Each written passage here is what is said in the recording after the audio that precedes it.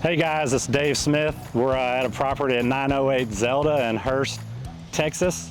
This is a newly purchased home that we just got, and today we're going to do a walkthrough on it. It's a 3-bedroom, 2-bath, 1-car garage. We plan to spend about $63,000 on it, and as you can see, it's going to need every dollar of it. Let's go inside and take a look. All right, welcome inside. Walk down this way. Right here is the very first bathroom.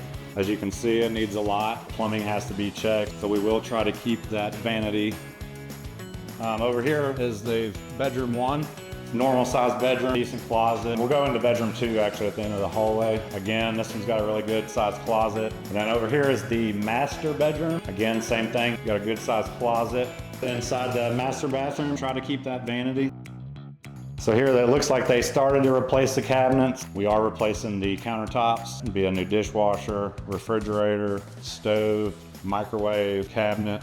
All right, let's check out the backyard. I'm not sure what this thing is. Might be something that we can keep, but I doubt it. We're gonna be getting rid of the shed. We've got a lot of fence work to do. This is 908 Zelda. I hope you enjoyed the video, and I'll see you at the next one.